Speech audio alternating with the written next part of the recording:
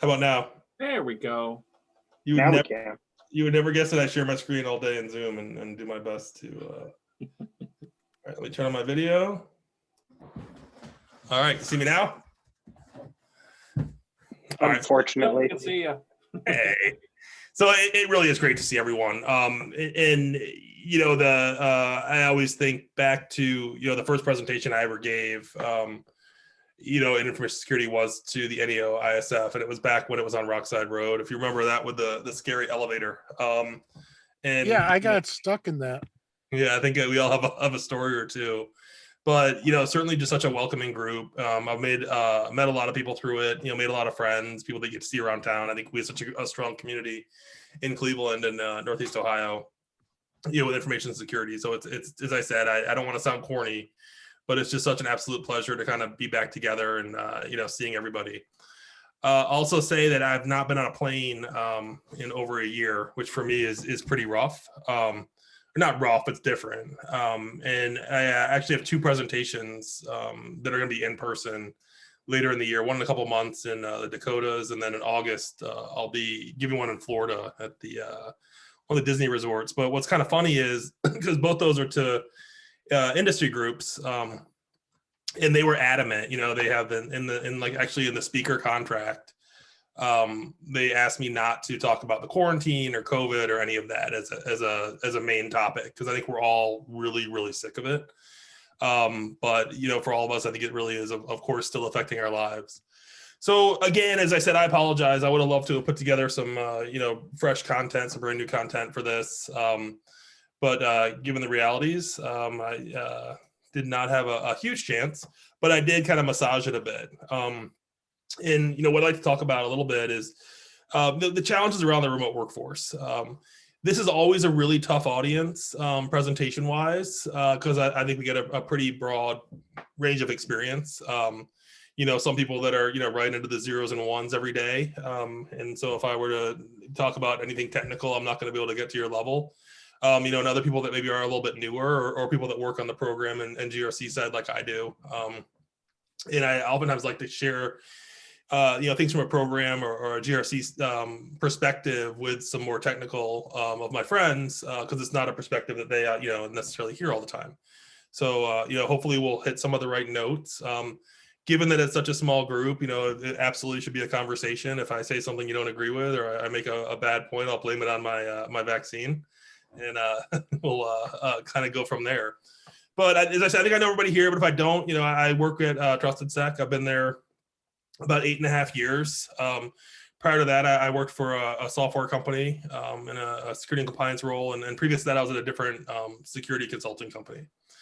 And, you know, what I get to do is I get to work with organizations of all sizes. And it really is not a exaggeration to say that, you know, I get to work with sole proprietorships where one person kind of, you know, writes the code, takes out the trash, does the billing, all the way up to, you know, some of the largest companies on earth, and really in all verticals. And that, I think, gives, you know, me a bit of a view into what's going on in a lot of places and kind of what works and what doesn't. All right, you got to click a different thing to make it advanced, don't I? Nope. How about that? There we go. So, you know, one of the kind of jokes that you see out there in the Twitter sphere is, you know, what's driving your digital transformation? You know, that's one of those buzzwords we hear all the time. And for a lot of people, the answer was the pandemic, right? And generally, you know, for anything, especially jokes, I like to make sure I attribute them. But this is one of those things I think that I saw so many times, I couldn't even tell you who came up with it first.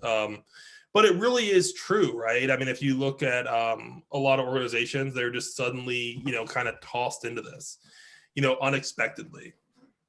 You know, companies I've worked for, you know, previously we would, you know, do kind of work from home drills where we'd set out a mass messaging at, you know, 5 or 5:30 in the morning, telling everyone they had to work at home. And I think people kind of thought it was a little bit ridiculous at times, but just really to test the ability of, you know, did we have the resources and the licenses and everything else? You know, were people able to do their jobs, you know, at home? Because really, as security professionals, at the end of the day, that's really our core functions, you know, not just to protect data, but to make sure everything works and functions and people can do their job in a secure way. And that was one of the pieces.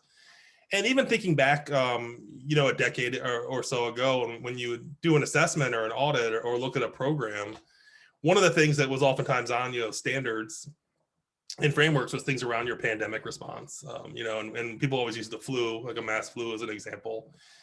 And it's one of those things that, you know, during conversations, people kind of chuckle at, right? It didn't seem real. It didn't seem like something that would, you know, really keep people out. But of course, here we are, you know, sitting here over a year later, you know, and people kind of gotten used to it and used to the change. You know, I'm pretty well settled into my home office. I've always been kind of you know, had a hybrid work environment.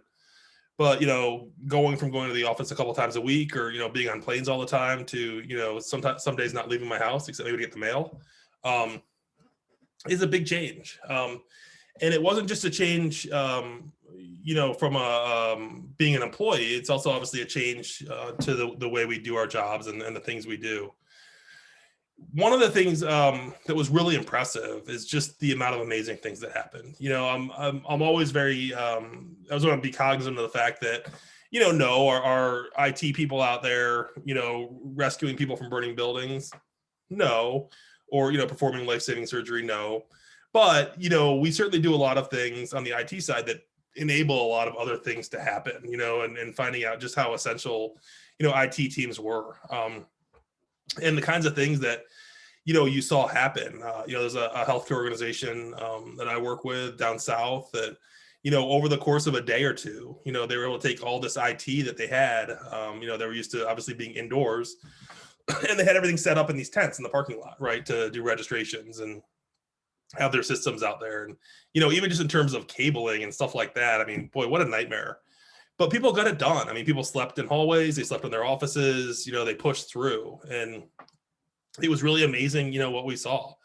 It also drove a lot of things, you know, just in healthcare. I mean, if you look at the numbers on telemedicine and the amount of telemedicine that you see now compared to before the pandemic, I mean, it's really accelerated that, right? And one thing that's interesting, and I will say that many times for these accelerated you know, rollouts, a lot of people still followed their processes. They still did follow their policies. They still did, you know, follow their vendor management. They still did vet these things.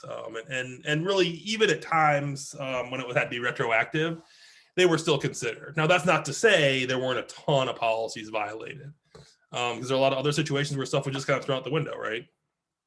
People just, you know, violated the policies they needed to violate in order to keep their workforce working.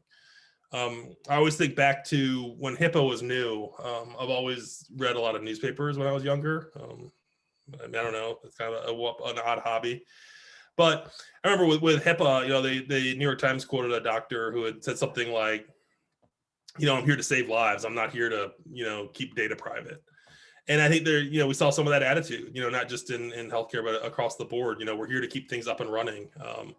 And so, you know, there were times that, you know, policies were violated, you know, where risk management processes followed, maybe not always. But again, you know, you see a lot of the good and the bad. But, you know, in the end, I think as we look back, you know, through the year, we certainly have seen just a lot of Herculean efforts. I think we really have seen the value of IT and the value of security.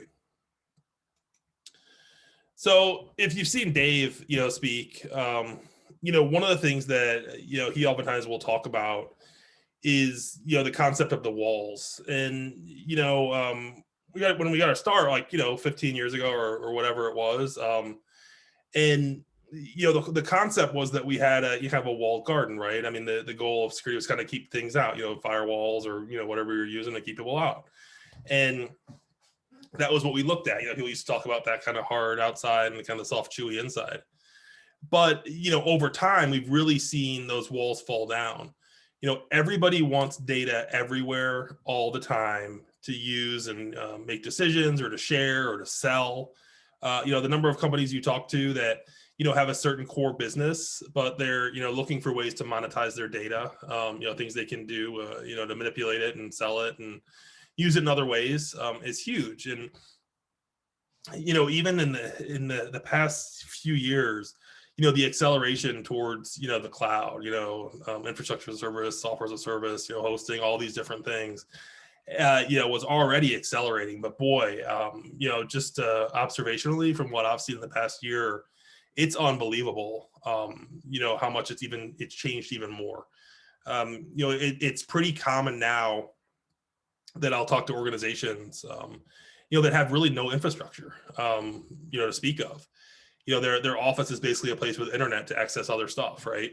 And that's completely changed the way we do a lot of things. We do a lot of assessments or audits or whatever it may be. It's just a very different environment. So it's if you're looking to some of these old standards or older standards, they're not necessarily designed to handle that. Sometimes you have to look at, what is the spirit of some of these things, and how do we apply that to this new environment? But I think that's a pretty probably a non-controversial statement that we've certainly accelerated the breaking down of walls. For a lot of people out there, you go from managing a network that you control, that you have some control over, inside your walls, and now everybody's working from home, on the same network where somebody's got a Xbox 360 that hasn't been patched in 10 years or updated. You've got a refrigerator on that network. Who knows what's going on, right? And so it's really just changed the things that we have to think about and look at. But I think that, one of the things, there's obviously a lot of debate. I don't know who out there, I'm sure there are some people out there that have been in the office the whole time. Some of us have been remote. Some of us are consultants, and, things that have obviously changed. I know that just about everybody I talk to, though, is, starting to hear rumblings of, everyone's getting vaccinated. Are people going to go back? What's going to happen? I think it's probably fair to say that, it's not going to go back to exactly how it was. Some quantity of employees, no matter where they are probably going to end up working remotely, more than it was. And so these are things that, we've changed everything and altered things for a year. These are really things that, we probably changed permanently. And we're probably not going to end up going back to a lot of these things. Again, it remains to be seen exactly, what changes. It's going to be significant. As a corollary, it's be interesting to see what happens to the commercial real estate market. If you follow that at all, but that's a pretty good, indicator just how worried, they are about how much things have changed.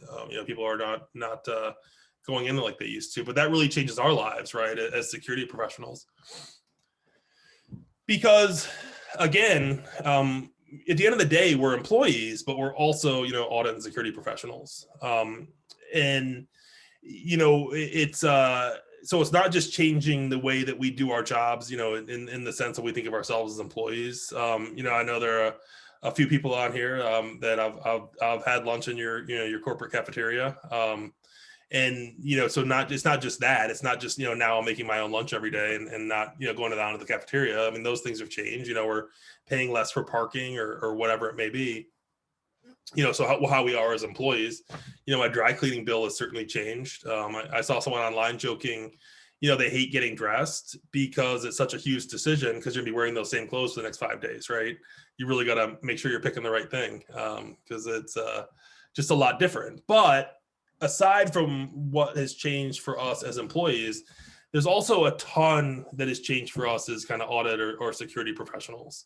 The things we look at, the things that we're assessing, the things that we're securing, it's different, right? The perimeters are different. The just so much is different. And this is especially true, at least for me, on the assessment side, right? Because for so many years, there were certain things, even in some of these standards, that you had to see them in person, right? You had to observe them. You had to observe these controls. And for a lot of these things now, some of the standards have changed.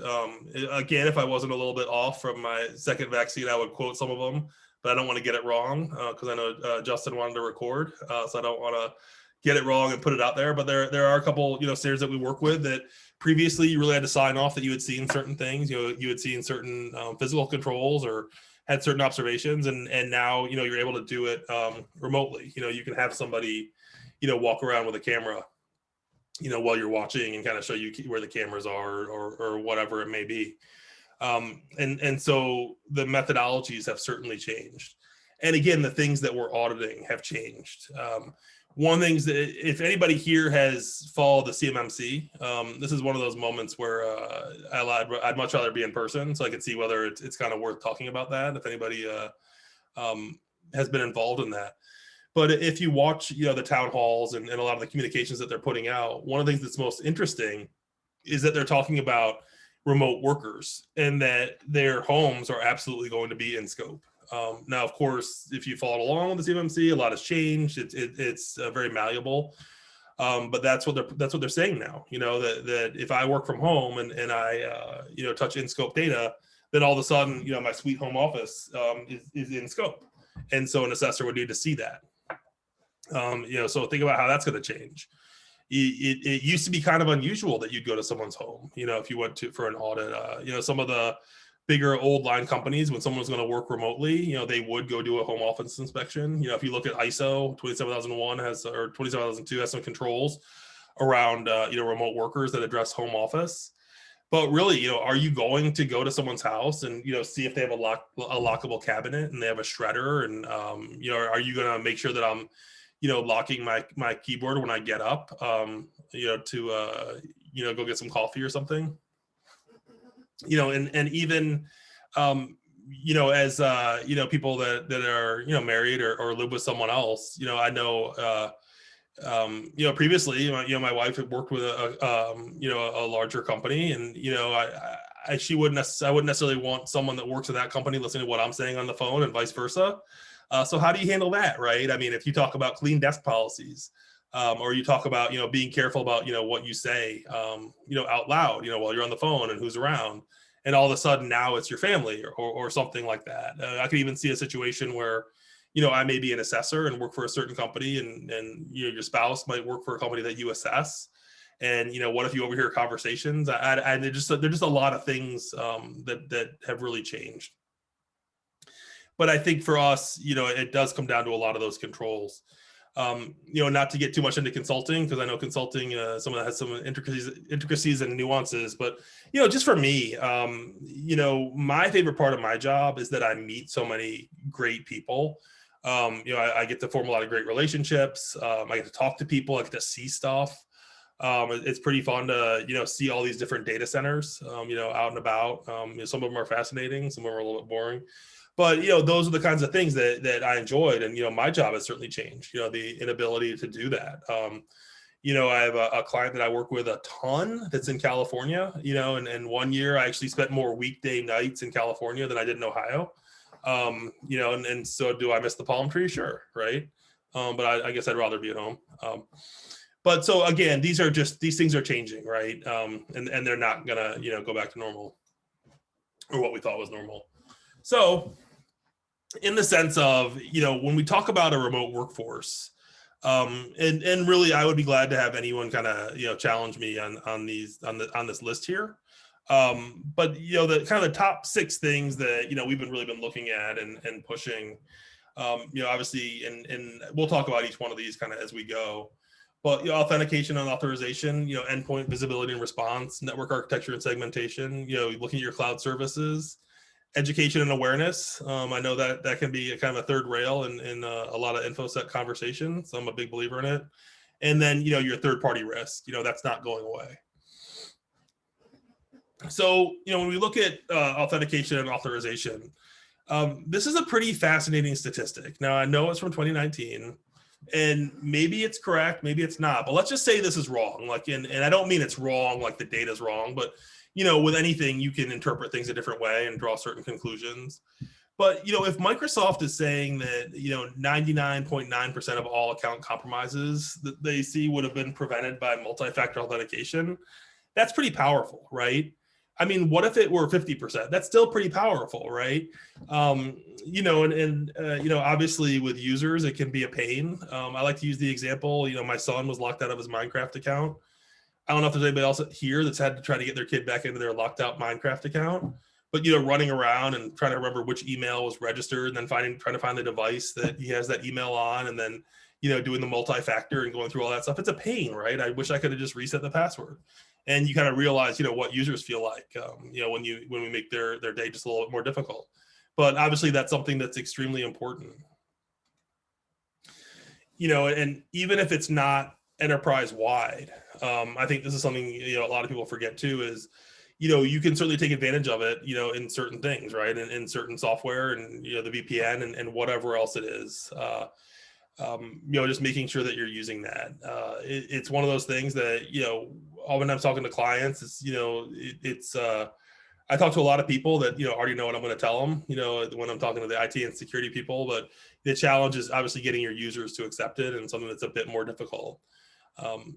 Authenticator apps are going to be better than SMS. We all kind of know the risks of SMS, especially when you get into Macs. I don't know if you know anybody that has their iMessage on their computer. So it kind of defeats a little bit of the purpose when the code pops up right on the same computer that you have the browser open. But we also, see all the time people that, will just accept, anything that shows up. Our pen testers will tell you the stories that, they'll be working on something and they'll kind of run into MFA and think, oh man, right, it's going to slow me down. And they'll press the button and boom, right in, because whoever got that alert is just so conditioned just to press accept every single time. As a side conversation, some of these providers, they're doing some pretty interesting things to try to recognize that kind of behavior and slow it down, which will be interesting to see how that goes along. Obviously endpoint visibility and response. Knowing what's going on with your endpoints, obviously pretty obvious, but really making sure that we can identify intrusions before they get leveraged by attackers. Know what's going on. I know that there's the popular saying, it's not if you'll get hacked, but when. I take a little bit of issue with that, only because the definition is so broad. What constitutes a compromise or a hack or a breach. Certainly if you consider somebody phishing, clicking on a phishing email, then well, sure, that's going to happen. But if you depending on how you define it, is a little bit different. But really but knowing what's going on, right? I mean, it's even in a lot of IR cases, there just wasn't visibility, and when you're asking questions, they just don't have the information that you need to really understand what happened. One of our old favorites, your network architecture and segmentation. It's just the fact of the matter that a segmented network's going to be much harder to hack, right? Isolating those systems, because once they're in, you want to make sure they can't get around. I don't have to explain that to probably anybody on in this meeting, but isolating those systems so that the attacker has to work to get to the system with the data they want. It's make them work for it, right? And that's one of those things that's extremely helpful in these situations. And specific to your remote users, making sure that there's segmentation between the VPN users and the virtualization environments, and making sure those systems can only access what is necessary. I think like all of us, probably threw up our hands a little bit with some of the stories that have come out in the past year. What are you? Sometimes it feels a bit futile, but it's going to continue working on it. Cloud services, everybody's favorite topic. Anybody who knows me knows that my favorite joke is you have to define cloud services because it's a nebulous concept, and I can always kind of tell who had to sit through 7th grade Latin like I did, and learn all the derivations of the different words. And and I try to use that joke early in a presentation so I know what kind of audience I'm dealing with, because if people don't laugh at that, I'm like, shoot, right, I'm just in trouble. Like, I've got nothing. I'm just gonna have to do my presentation without any fun. But it's constant just seeing these services and solutions implemented without considering the overall environment. For me, something that I run into quite often is organizations that have just incredible procedures and systems and processes for their on-premise network and things that are on-premise. But as soon as they go to the cloud, a lot of that stuff just gets thrown out. That they're not necessarily meeting their compliance requirements, or it doesn't follow their design requirements. And especially around logging and monitoring and detection. Another common thing that I'm going to give away the next slide a little bit, but is unused tools. Another thing that run into all the time is somebody will call and ask a question about, do you have something that does this? You have a recommendation for something that does, X. And it's, well, you're already using this other thing that has X if you just turn it on, right? Don't buy something new.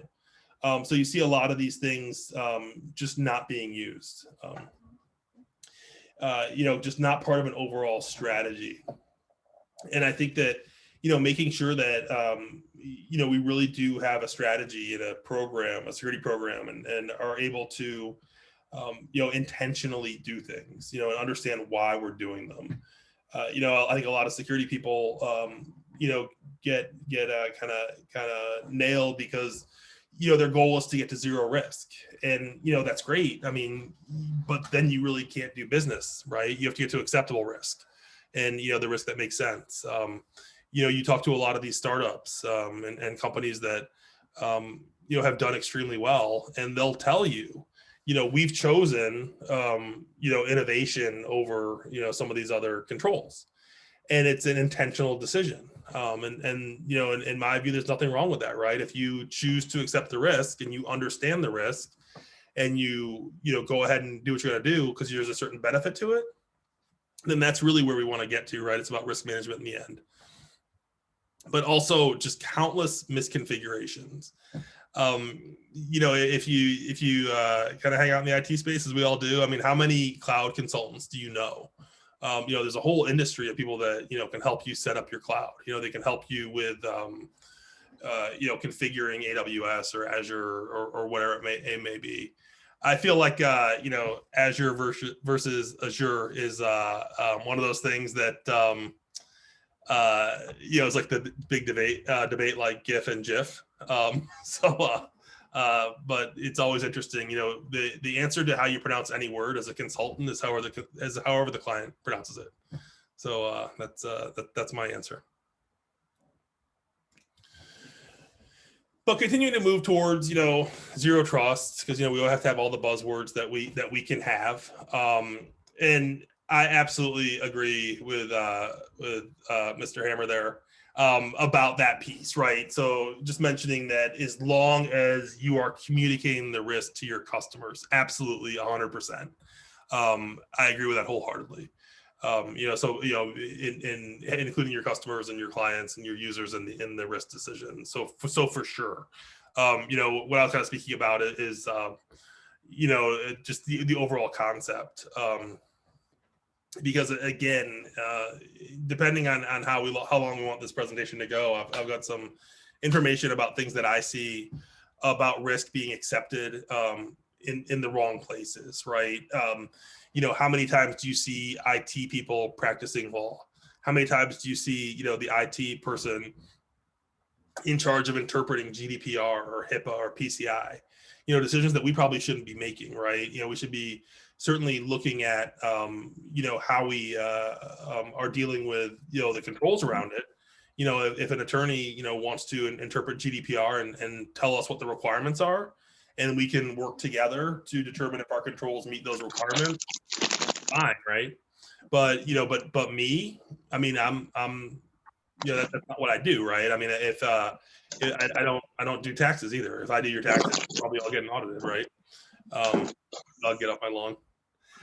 So just, but one of the things is I used to always joke, I'm a former QSA, but I would always tell people I would love to see you outsource me out of a job, right? When it comes to PCI, anything that you can kind of offload from a risk perspective. And hey, Tristan's here. From a risk perspective is extremely, to me, a good idea, right? Becoming a consumer of services. Because again, I know I mentioned, but there are just so many different, there's so many different, instances where, running into organizations now that really are, I mean, they don't have any infrastructure. It's so different. And maybe, 5 years ago, you might run into those once in a while. But now you're running into them all the time. It's just kind of mind blowing. I can, just in terms of the number of clients I've worked with this year, that suddenly just don't have any infrastructure. And, as we all know, it's just completely changed how we assess things or how we think about things. It's just very different. The education and awareness conversation, it's another one. It's for some reason we all like to argue over the efficacy. My view is always, if a user, does something that's inappropriate, and kind of doesn't follow our policies and procedures. I think the first question we all have to ask as security professionals is, what could we have done differently, right? Like, why don't they know that, and I think there's an inclination for a lot of people to really, think that everybody knows, the same stuff we do. I forget what it is. I'm going to blame it on getting my second shot again, but there's a term for it, right? It's one of those logical fallacies where you assume everyone knows what you do. And, I certainly wouldn't want an accountant, talking to me as if I know everything they know, and I want explained to me in a way that I understand. Or, when I go to the doctor, I don't want them using, Latin terms or whatever else it is, right? I want them to explain in a way that I understand. And, you can make fun of me all you want, being in this industry, but I really do believe that just about everybody wants to do the right thing. They just don't always know what it is. Time and time again, when you see kind of insiders, creating, exposure and not following a process, obviously in our industry, we're going to see more of the bad apples when it happens. But really, I mean, is it people that are trying to steal? Is it, people that are stealing client lists when they leave or whatever it may be? Or is it more common that you see people violating policy because they're trying to do their job better, right? They download all the information onto a thumb drive so they can go home and, do their work at night on their own computer, right? They're not doing it to steal it. So a lot of times, people are going around these policies, at least in my experience, it's because they're trying to do their job better. They're not trying to, take down the organization or do something malicious. Obviously, I'm not quoting stats on that. Maybe if you feel free to disagree, and let me know. But that's been my experience. So really making sure people understand, what they're supposed to be doing, and then we can hold them to it. And I just think it's extremely important, and just something to keep in mind. So my favorite topic, and it's probably embarrassing that this is my favorite topic, not embarrassing because it's a bad thing, but who thinks of like third-party risk management as like a hobby. But it's something that really, yes, the curse of knowledge, thank you, is, third-party risk. It's something that I think about all the time. And if you look at all the different stories that you see in the news about breaches or whatever it may be, and again, I get it because, when talking to a group of like analytical people, and I think to be in this industry, you have to kind of like to argue and debate. I get that we can debate, the exact cause and the proximate cause and whatever else it may be. But if you look at it, just if you randomly pick some number of sample of breaches that have been in the news in the past, couple of years, look how many, are a result or amplified by the third party, right? By a third party relationship. And the problem is, we know that, let's just say, we know Delta had a breach, but does the average person watching TV know that it wasn't really Delta, it was their third party, marketing provider, or, LabCorp, or whatever it may be. You constantly see these things, and, it's oftentimes really, those relationships, people are sharing their data and information in ways that they didn't think about or didn't understand or whatever it may be. And of course, we be remiss when we talk about third-party risk without talking about fourth and fifth-party risk, and so on and so forth. Dog, good point. Supply chain risk. If Chris Blask, talks about like the software bill of materials kind of concept that he's looking at and things like that. As a side note, I think if Chris, I think he's going to be passing through Ohio at some point. So hopefully we could get it to line up with our meeting, because that would be awesome to have him join us. But and I see another comment in the chat about third-party risk assessments. Holy cow, I get it. And I will tell you as a consultant, that's something that I think it's just about everyone's biggest headache, or one of the biggest headaches is the third-party risk management. Yes, I know he's in Florida, so down there on Mark Twain. But it's but it's just it's kind of a fact of life. If you see people talking though, whose third-party risk management program would have, prevented SolarWinds? How many 500 questionnaires would have prevented that? Would have, helped that. I know that, in roles that I've had that were not in consulting, such a huge percent of time was spent on these questionnaires and the third-party risk. It was mind-blowing, and it's almost interesting because they're almost keeping you from actually securing things because you're so busy filling out these questionnaires, which are always written in such a way that you can't reuse your answer. They're always written just slightly different enough that it's not going to work. The formats are so different. I talked a little bit earlier about a lot of organizations that don't have any infrastructure. So how do you answer it? I mean, if somebody asks you really specific questions about the locks on your doors and, cameras, but there's literally zero data or access in that room, how do you answer that? Are we expected to answer those questions using the information, from our hosting provider? Is it the data center where we outsource, or is it like we use third parties to conduct our assessments and fill out their own forms? Is that what you're saying? I don't know, I gotta stop looking at the chat. You're distracting me. Yeah. I was just saying that our customers, I mean, we even have customers who have different entities in different countries, and each entity in each country wants to do their own risk assessment of us, even though they're all the same company, but they all use like a third party to assess us. And because of that, we can't just give them our documentation. We have to fill out their forms because they're getting paid by our customer to do their own assessment. Oh, well, I thought you were saying that you hire third parties to do the assessments, but then you assess those third parties yourself before they can do the assessments. I just have to jump in. Please I'm do. sorry. So I actually helped a company that's in fintech, working with all the financial majors. And this was when they were just an early startup. And I told them, look, you need to get a CISO, and I don't want to be it. And you have to standardize your documentation. And if you do a good job, then they will accept it. Because if you try and answer for the compliance teams of each of those major financial institutions, that's what you will spend all of your time doing. So if you do it well and you do it right and have all your documentation lined up properly, pretty much most people will accept it. And if they won't and you push back, then most of them will still accept it. And I agree to a largely, but I will say, I'm thinking of one company in particular that I've kind of worked with because my recommendation. So, when someone calls and says, "Hey, we're running into these vendor questionnaires, they're completely destroying us, they're taking up all our time. Can you help us answer them?" And I'm like, well, I mean, you don't necessarily want to pay information security consulting rates to have someone fill out your questionnaires.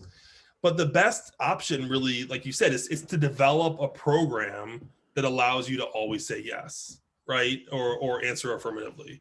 The other thing that we run into is, there's a company that I worked with that, 95% of their business had nothing to do with PII. And, their customers really weren't as concerned. And, maybe 5% was from, let's say, financial institutions that had these, really onerous, it's not an exaggeration, I've got some of them, to say that these 500 questionnaires. And they would kind of look at this and say, it's not worth the deal size to do business with that customer. So that's kind of an overall enterprise risk question, from a business standpoint, do we want to just choose not to do it and take that business? So absolutely in agreement. But I still just, my experience personally is just day to day and seeing these things is, I can, as I said, there's one, mid-sized software company, out east that just seeing the questionnaires they get, they're all very large and they're all different. I don't know how, 3 different companies, their security compliance teams can come up with questions that are this different to ask the same thing that require a slightly different answer. Because really, you know, we all want to get to where we can kind of automate the response, but it's still tough. So I agree wholeheartedly. I will also tell you, just so that everybody can kind of you know, feel good about this, is there. I also work with a fairly large organization to assess their vendors, and they have some pretty large vendors. And so I've kind of gone with them, and it's really interesting to walk into, you know, some of these very large organizations that, you know, see you coming to assess them, and, you know, they cater, they always have catering, and they hand you these binders, you know, they print it out with a presentation with, you know, all their security controls and walk you through them, and et cetera, et cetera. So it really is just interesting, the ecosystem. But I'm a big fan of cooperative assessments, right? You know, the idea is we really want to work with you. How can we do it securely? You know, how can we help you? You know, et cetera, et cetera. So I've got kind of, I don't know, I could talk about vendor risk forever, and I'd love to, actually. So we should get coffee. So any other questions or comments? I think with a group this size, you know, I would certainly love it to be a conversation, not just, you know, me kind of talking at everybody. Just